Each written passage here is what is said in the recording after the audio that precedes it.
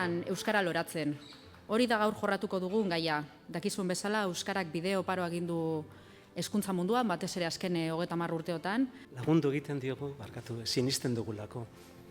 Nik uste Bilbora etorri garela, edifizio zoragarri batean gaudela, baina airezko monumentorik ederrena gure hizkuntza dela, ezta? Hori da, behar bada ikusten ez duguna egunerokotasunean. Beraz, sinisten dugu bizi gara maite dugun hizkuntzan eta bizipoz hori transmititu nahi dugu. Eta gainera bakoitza bere arlotik, ezta? Erreferente hitza azaldu da lehen, ez? Erreferente, bueno, orain, hezkuntza influencerrak, ez? Badabilte hortikan, ez? Erreferenteak ikusten baditugu, gauza berriak egiten, materialen sorkuntzan, ez soilik itzulpen bat egiten, baizik eta sortzen, berrikuntza horretan murgiltzen, bide hori ere eraikitzen ari gara, ez? Eta nire aburuz, lehen aipatu da, ez? Kooperazio hori, baina elkarrekintza. Uste dut hori ere garrantzitsua dela eta bereziki gizartearen isla delako, ez? Euskara, soziolinguistika eta arlo hau, ez da?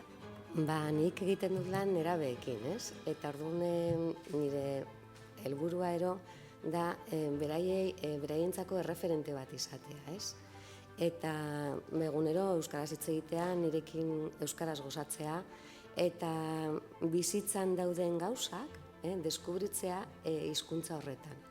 Guk Ibaizabalen ikuspuntutik, gure argitalpen lana hezkuntza komunitate osoari eskainita dago, ezta, zuzenduta dago.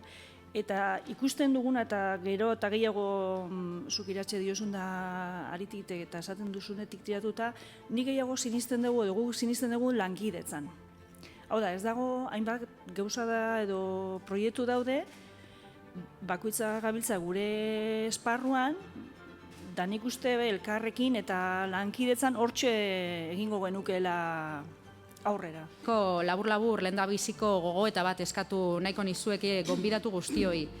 Zuen eguneroko lanean nola laguntzen diozue euskararen zabalkundari hezkuntza komunitatean, eta zuen alorretik gehiago egin ahalko litzatekeela uste duzue? Oro har gaur egun ez dakigula irakurtzen eta ez dakigula idazten. Hortik hasita. Ez dakigu idazten, idazlan bat, eta gainera oso letra txarra dugu. Hau da, oraindik ere ematen du minimoetara itzuli beharko genukela, ezta? Testu bat irakurri jabetu zer esan nahi duen, eta gero, testu bat idazteko gai izatea. Minimo horretaz ari naiz. Eta aldala kaligrafia onarekin. Ze gaur egun denok letra bera dugu, garamon edo dena dela. Oso interesgarria da, eta inteligentzia kontu honekin, arabera hauekin, artifizialaren kontu hauekin, uste dut norberaren nortasuna oso importantea dela.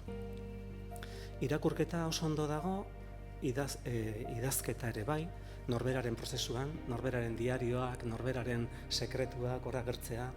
Hau da, nik deskubritu dudana izan da eskoletan eta gu garela idazle, denok garela idazle. Adar horietan ikusten dudana da, beharra badagoela, irakasleek badutela gogoa, ze halako ikastaro txikiak eskaintzen dituzun bakoitzean, itxaron zerrendak egoten dira, baina ez dagoela egituratuta halako formazio, sare iraunkorrago bat, aspalditik lanean ere dagoen jendearekin, Patxi eta beste askorekin ez. Eraldaketa prozesu batean gaude eta testuinguru malguak sortu behar ditugula uste dut. Eragile ezberdinen parte hartzearekin eta elkarrekintza berriro ez, horren sustapenarekin. Azken finean, materialen sorkuntza horren faktore bat da, baina beti ere hori loturak eta zubiak sortzen joan behar gara. Eta sare soziala gure mundua da, oraintxe bertan, internet hor daukagu, eta horri ere erantzun bat bilatu beharko diogu. Guztiz ados nago zurekin, niretzat ere beharrezkoa dugu, material bat izatea. Gero hori, malgotasunaz, hau hemen bestea tal, baina horrek bide bat sortzen du, eta bide bat daukazu.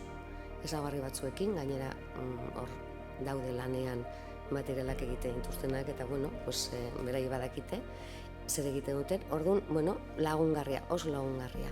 Sortu zenetik, hezkuntzan, euskaran eta euskal kultura ardatz dituen sorkuntza gune bat izan da Ibaizabal. Bai, proiektu hori jorratzean, da, hori ez, Ibaizabaleko lantaldearekin batera pentsatuta, eta Itxaso Garmendia ez, bestekidearekin batera ere pentsatuta, eta gaina ez, niretzat adibidez irakasleen ez, bigarren hezkuntzan da batxilergoan dabiltzan irakasleen ikuspegia izan da horre, diseinurako ere funtsezkoa.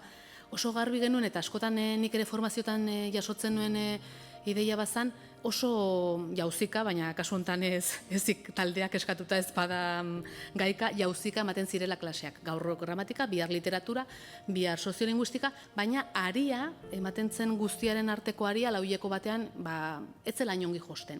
Eta orduan pentsatu genuena, edo ikusi genuena interesgarri, izan zen ikasteko egoera bat izatea lauileko bakoitzean, baina era berean ikasteko egoera hortara aldez aurretik heltzeko behar ziren gaitasun batzuk lantzea, eta altzela nolabaiteko ari bat, gai bat lantzea, lauileko osoan zehar, hor lantzen ziren testu guztiak, ekarpena, gaitasunak eta bar, nolabaiteko lotura bat egon zedin, halako konstelazio moduko bat egon zedin, ikasleek ere pentsatzen ikasteko, ze azken batean pentsatzen ikastea ere bada harremanak eraikitzen joatea ikasten duzun gauzen artean, ez? Nik erabiltzen dut tresna bezala, bale? Erabiltzen ditutolako plataformak edo beste gauzatxo batzuk, hurbiltzeko beraiengana, beraiek eroso sentitzeko, eta proiektu bat egiten dugunean adibidez, egiteko zuzen bat, Instagramen, ez dakiz zerolako gauzak, orduan hor motibatzen dira, ez? Zuzenean kontatzen nahi eta orduan argi dago hor sartzen direla, eta gainera gazteak daudenean egoeran, orduan hitz egiten dute euskaraz. Niri hori da, nik hor gozatzen dut. Ikusten ditudanean euskaraz hitz egiten, beraiek egiten dutenari buruz zozer. Ilusio handiz hasi ginen, horrela jarraitzen dugu, hori beti da beharrezkoa, ilusioa. Proiektuan sinisten dugu, lan handia egiten jarraitzen dugu, zuek bezala. Uste dute mai inguruko guztiak horrela egin beharko dugula aurrerantzean ere. Eta hezkuntza komunitateari partekatzeko gogoarekin daukagu egiten dugun guztia.